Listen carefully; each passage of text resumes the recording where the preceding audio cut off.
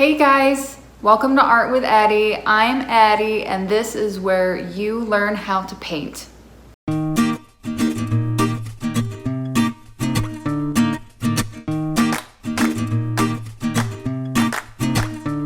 For today's project, we are going to paint a rock. Yep, a rock. You can get it in your backyard, maybe not.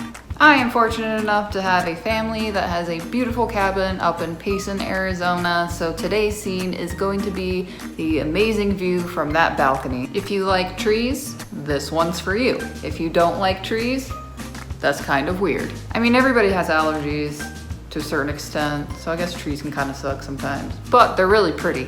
If you are just learning how to paint or you have never painted before, never picked up a paintbrush, that is okay. I will walk you through every step of the way. So let's get down to it. All right, for today's project, you're gonna want a smooth and flat rock. Wash it and dry it first. Some acrylic paints. At minimum, you're gonna need black, white, red, yellow, and blue so you can mix any color you want. If you have additional colors beyond that, even better. For paintbrushes, you can get acrylic specific or multi-purpose, but you're going to want smaller fine tip brushes because we're working on a smaller surface. A cup of water, paper towels, a palette for putting your paint on and mixing your paint. I just cut a couple pieces of wax paper and taped it to the back of a cutting board. You can also get paint mixing sticks, those little white sticks above that blue arrow. That's just a safe paint over time. And lastly, you're gonna want something similar or Mod Podge to seal the project at the end, and you can even put it in your garden. The first thing that we're gonna wanna do is just get a base color on the entire rock. And I'm going with blue because that's the color of the sky. So if you have this shade of blue, great, or something close, great. If not, you can mix whatever shade of blue you have with a little bit of white or a very tiny bit of black if you need to make it lighter or darker. I'm wetting my brush because it's a little stiff because I haven't used it for a few days. So I'm going to turn the rock to whatever shape I want the scene to be in. Make sure that you put even coat of paint on here. We don't want any bumps or streaks to show through because it can make it look kind of lumpy. I'm using this kind of swirly technique because rocks can be a little porous, so there's these tiny little holes in there and we want to make sure that we get that paint right up in those tiny little holes. You don't have to paint the back of the rock if you don't want to, because nobody's probably going to see it. So just make sure that you get the edges nice and even as well. If you can still see the color of the rock a little bit through the background color, just put on another coat of paint. Give it just a couple of minutes to dry for the background. I do have a fan going on a few feet away from me, so it helps the dry paint a little bit faster, but you don't want the fan to be really right up on the rock because it's gonna dry the paint before you can even really work with it. Next, we're going to mix a little bit of white with that same shade of blue that we were just working with, just to give the sky a little bit more dimension. Just put a little bit right across the middle of the skyline. Just remember that the blending does not have to be perfect. The shades don't have to be perfect. Nobody really knows what the cabin looks like except for me and my family, and I don't think anybody's counting the trees, so you can use your imagination a little bit here, and it definitely does not have to be perfect. Since I'm done with the blue for a little bit here, I'm going to wash off the paintbrush really well. Just make sure that when you wipe it on the paper towel that it's just clear water coming off. You can also put the paintbrush between a couple layers of paper towels to squeeze out the excess water. And let's just give that a little bit more time to dry so we can put on some more layers. Next, we're going to go put some clouds in the sky, and we're going to work with the same type of brush but just a little bit smaller. Keep in mind that clouds are always changing. They never have a specific shape, so you can really make them look however you want them to. I like to use the flat side of the brush and kind of just dab it along because clouds can be, light and fluffy. The more time that you can let dry in between putting layers of paint on the rock, especially for white because it's so transparent, the better it's going to look. So you can just keep layering on the white here and just kind of keep dabbing it on in whatever shape you really want here. Next, we're going to go with a little bit darker blue. If you don't have a pre-mixed blue, you can just add a very small amount of black to whatever blue you do have. So we're going to use a very small amount on the paintbrush and just dab it around the edges. Since for me, the original blue we put on there is still a little bit wet, so it's blending pretty easily. If it's not blending easily for you, you can mix just a little tiny bit of water and it will blend pretty easily. You don't want to add too much water because that can kind of blend everything in together and make everything look kind of transparent. Since skies are ever changing, we can kind of go with whatever shades of blue that we want here. But I'm specifically going on the outer edges and doing the lighter colors in the center of the sky and working out to the darker colors. I'm putting the darker blue right under the clouds because that's about the place where the mountains are going to be, so the sky would kind of be a little bit darker there. I am using this kind of dabbing technique since we're working with clouds here, and clouds are, you know, kind of feathery and textured. Right here I'm adding in a little bit more of that original background blue color in between the spots of white because I could still kind of see the rock through there, and that just means that I didn't let the paint dry long enough in the very beginning.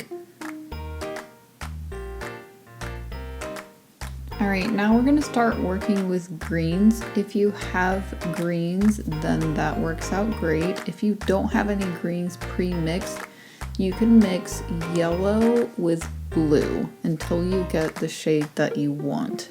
I have a couple different shades here, but we're going to start with the darkest green. So I'm adding a little bit of black to the green that I already have.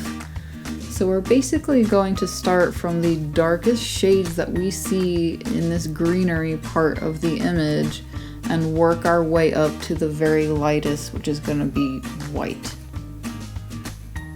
Since we're moving on now to using more fine tip paintbrushes, I'm going to mix my paint with this plastic paint mixer. If you mix it with one of those fine tip paintbrushes, you can kind of mess up the shape of the tip and it's not going to be as pointy, and you kind of end up wasting some paint. So we're going to make the shape of basically the skyline of between the sky and the mountains. I'm just going to start with filling in basically the bottom portion of this rock evenly with green. Make sure to get around the edges so you cover up that original blue. Now we want to specifically draw in with a flat top brush the actual mountain line. So if you need to gently pick up the rock or turn it side to side to make it easier for you to draw this line, please do so. The great thing about using these flat top brushes is that you can kind of use them at any angle to make any shape that you want. So feel free to just kind of experiment maybe on a piece of paper on what kind of shapes you can make with different brushes. So I'm kind of noticing here that I kind of underestimated how tall that first mountain was, so I'm just gonna go in there and edit that a little bit, which is the great thing about paint. You can just keep painting over any little mistake that you make. Like I said earlier, we're going from the darkest color and then building up on top of that, going a little bit lighter each time. So we're gonna make a shade of green that is just a little bit lighter than the one that we just put on, so you can add a little bit of white. You can also add a little bit of yellow if you want to have more of like, you know, a yellow fall kind of color. For the rest of this project, we are going to be working with smaller brushes. So we're basically gonna go from the biggest, smallest brush that we have and then keep working down from there to the tiniest little details. Sometimes my brushes can kind of get one of those random stray hairs, or the ends of them can get a little bit bent. So if you want, and that happens to you, then you can just take a pair of scissors and very carefully cut any of those little stray hairs off. Sometimes those little stray hairs can be super annoying because you draw this perfect line and then all of a sudden there's this little wisp of paint where you don't want it. So I'm going to start with the larger of these three small brushes that I have, with the next shade lighter of green, and we're just going to make some basically like triangle shapes for these trees. They can be pretty random. We kind of want to stagger them. So the trees that would appear to be closer to you are going to be a little bit bigger and lower down on the rock, and trees that are further away from you are going to be a little bit smaller and a little bit higher up. You're going to want to use a smaller amount of paint for these trees, but if you coat the entire basically bottom quarter of the paintbrush, you can kind of make these strokes using one side of the paintbrush, and then when that runs out, just flip the paintbrush over and keep going. Here I'm just filling in the darker space in between the trees with just small dots of the same color green as the trees are in right now, because there is some shrubbery and bushes and that type of stuff that we want to fill in the space with. If you use this kind of stippling technique, it's going to give it kind of a fluffy type of texture. You can still see that darker green through any of these trees. You can always go back with a second coat of this lighter green. For the tallest part of the mountain in the background, since it is further away, the image that I'm working off of, it is more shaded than all of these trees in the foreground. So we're not going to go as light in color in the background as we are with the trees in the foreground. So I'm just going to do a few dots of this green along the outer edge of the mountain, and also two straight lines going across the middle of the mountain. For the two smaller mountains in the background, we're going to just draw a line on the very top of the mountain on the left side only. This way it kind of looks like the sun is hitting the entire scene from the left-hand side. Alright, so let's clean off this brush so that we can start working with the next lighter shade of green here. And then we're going to start working with a little bit smaller brush. Again, you can mix in a little bit more white with the green that you already have, or a little bit more yellow. For the next few layers and shades of green for these trees, we're going to want to work from the left side of the tree and go almost to the edge of the right side of the tree.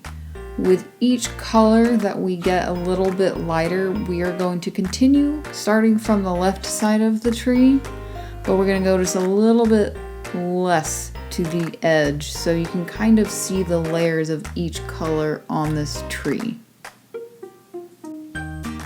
As you can see in the example of the rock on the left side of the rock that I'm currently painting, you can kind of see what I mean by having the lighter colors being on the left side of the tree, because it makes it look like the sun is coming in from the left-hand side. Once we start moving to the very light shades of green on this painting, you're going to want to use a smaller brush and smaller, more delicate strokes. Be sure to keep adding each shade of green that you go lighter to every part of the scene, including the shrubbery that's going in between these trees, and also the highlight that we're putting on the mountains. For the largest mountain, we don't want to go quite as light, again because it's in the background and is a little more shaded. As I mentioned earlier, we are making the light look as though it is coming from the left-hand side of this scene. So for the trees, the lighter colors are going to be shown on the left-hand side of the trees, but for the shrubbery and the bushes that are going in between all of this, we're going to want the light colors to be on the top of them. Once we get into this third lighter shade on the trees and shrubbery, you're going to want to use more of that stippling action again, which is just using the very tip of the paintbrush and just making these dots on the trees. While we're still going to use the lighter colors on the background a little bit in order to make it look like it's still shaded, we're just going to use a lot less color and just make the dots a little further apart.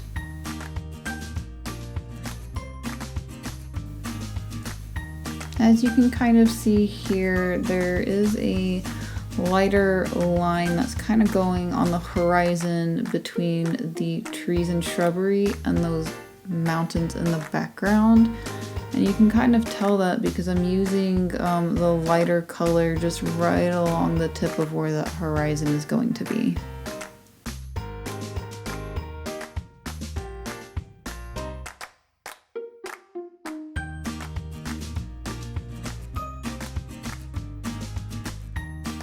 The last color that we are going to use on this scene is white, because white is the lightest color. So we're gonna go just barely along the left edge of those trees and make very small dots with the smallest brush that you have, and make those dots a little bit further apart so you can see a pretty fair gap in between each of those white dots. We want to keep those white dots pretty precise, so if you need to wipe your brush down and make sure that those frays aren't happening, please make sure to do that. We're also going to use white just a little bit between the trees on the shrubbery, but just on the very top of them where that sunlight is hitting. Like a very, very fine little white line on the very top of the left-hand side of these mountains. Now that we're done with the green, we're going to start working with brown. If you don't have brown, I might suggest getting a brown because you kind of have to mix in all the colors together in order to make brown. So if you have brown, we're going to just use a little bit in between these green mountains, right in the canyons, to paint some brown mountains in the very far distance. We're going to use the same technique as the rest of the painting, where we are starting with the darkest shade of brown, putting that down first, and then just putting a little bit lighter color of brown on the very top of that, and then ending that with white on the very tip of those mountains. There's not really any rhyme or reason as to where these brown patches are going. It kind of just depends on where you have placed your trees to kind of just put them at random. While we have this darker brown out, we're also going to add some tree trunks. So again, using the smallest brush that you have, just making some simple straight brown lines at the base of each tree. Here I'm adding the darkest brown as a line that goes through kind of like the top third of this tallest mountain. This is what it looks like in real life. There's just kind of like a rim that goes around the mountain. I'm also adding in just a couple little dabs on those smaller green mountains of brown. So we're going to add some white to the brown to get the next layer of the brown scene. So I'm just adding a little bit of brown along the top of those brown mountains in the background.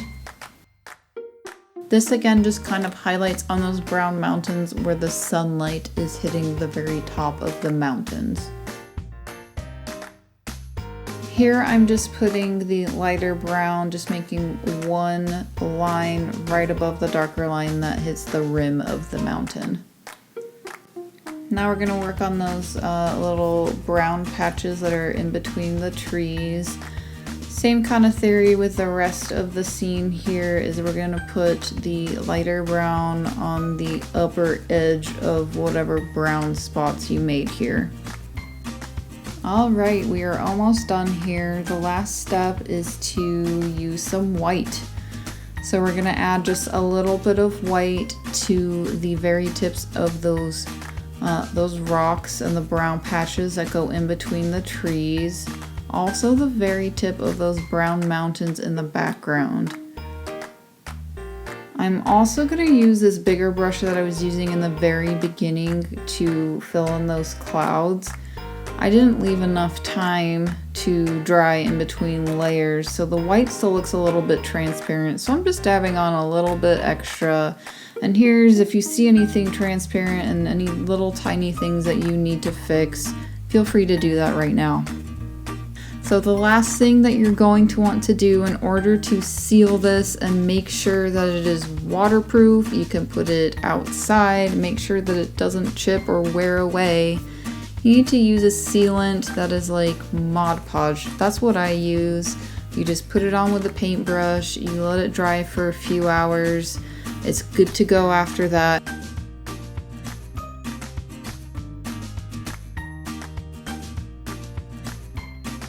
Thank you so much for watching today, guys. I hope you guys had a blast. I know that I did, and I would love to see your guys' finished product in the comments below, so please post those, and I hope to see you guys next time on Art with Addie.